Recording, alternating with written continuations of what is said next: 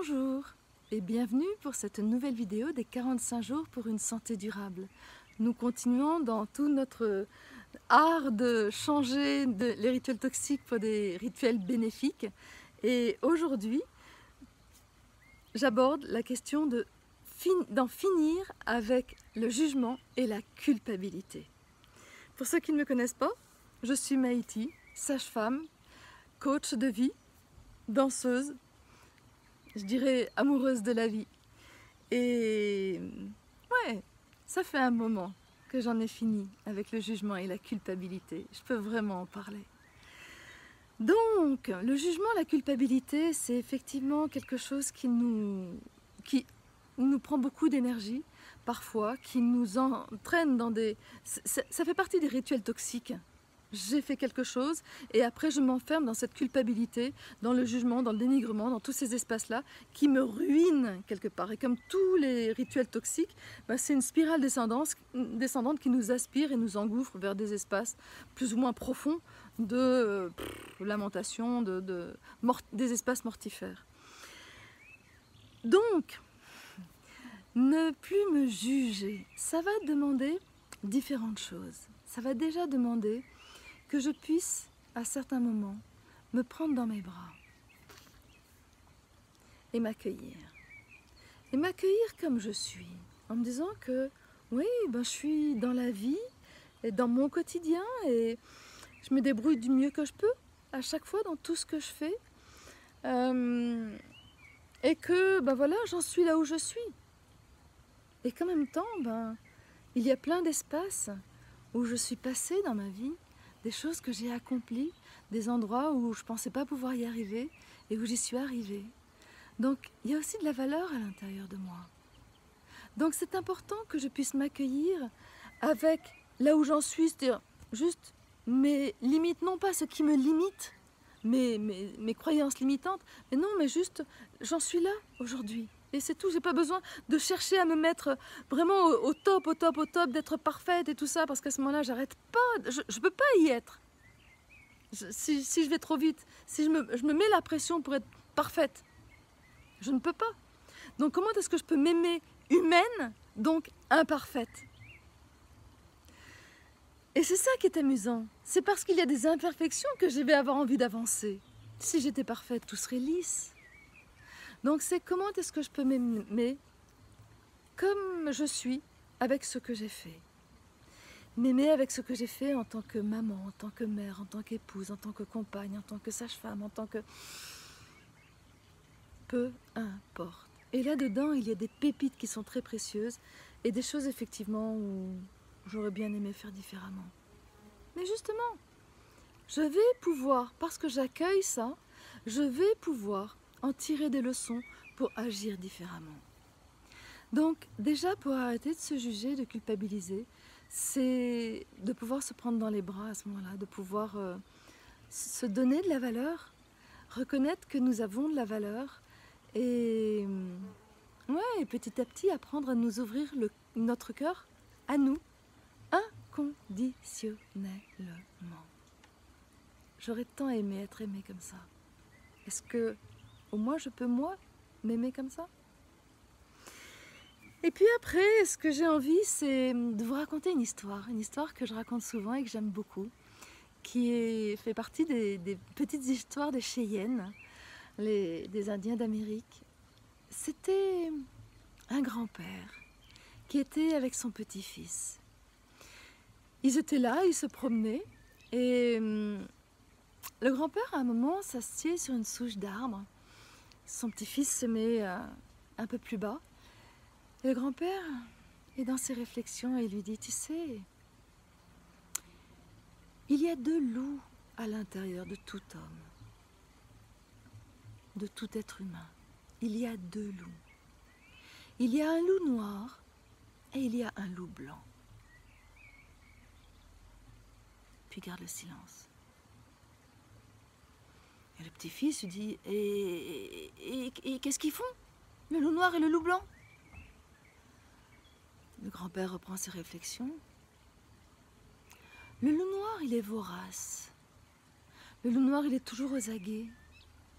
il est toujours inquiet, sur le qui-vive. Il ne supporte pas que quelqu'un vienne envahir son territoire. Le loup noir, il montre les crocs très facilement, il est sur la défensive. Le loup noir, il veut être le plus fort. Il veut se battre avec les autres. Le loup noir, il veut rapporter plein de choses quand il va effectivement ramener à manger à sa famille. Le loup noir, il est agressif, dans la combativité, dans l'activité.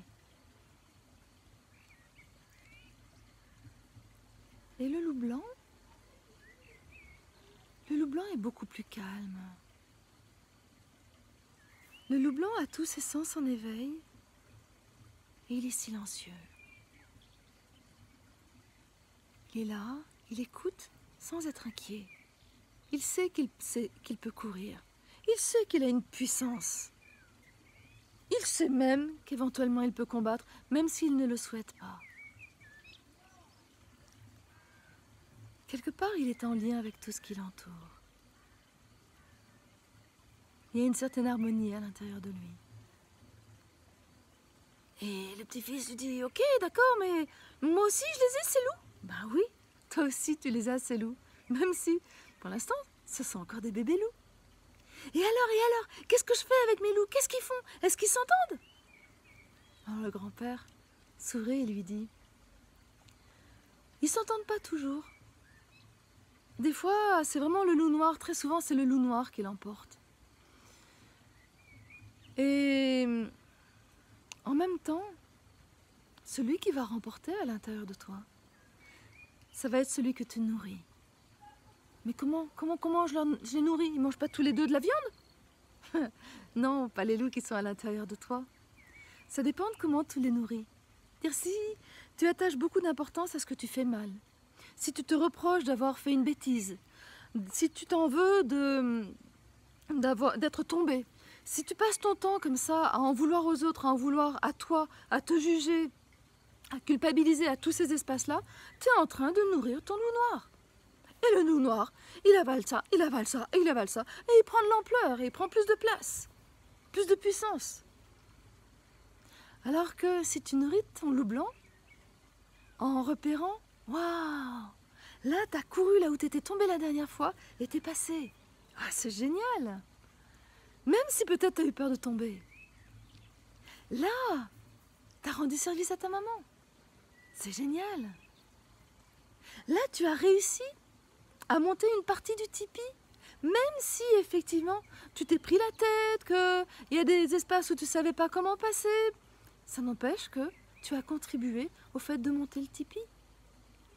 Tu vois, tous ces espaces où tu reconnais ce que tu fais, quelle que soit la manière dont tu l'as fait, et quel que soit ce que ça ait donné.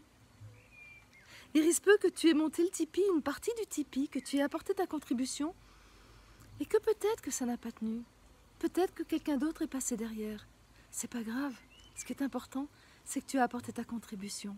En revanche, si tu regardes l'autre qui passe derrière, tu peux voir qu'est-ce qu'il fait de plus pour que ça tienne. Et c'est pas « Non, ben j'ai pas fait, j'ai raté ». Non, là tu nourris ton loup noir. Non, ce que tu as observé, c'est-à-dire que la prochaine fois, tu contribueras avec la même chose et tu ajouteras cet élément en plus. Avec tout ça, tu nourris ton loup blanc. Donc à chaque fois, quand tu agis, quand tu fais des choses, tu as à chaque fois le choix. Quand tu reviens sur ce que tu as fait, quand tu penses à ce que tu fais, tu as à chaque fois le choix entre nourrir ton loup noir ou nourrir ton loup blanc. Et là, c'est la même chose avec la culpabilité. Avec la culpabilité, je nourris mon loup noir.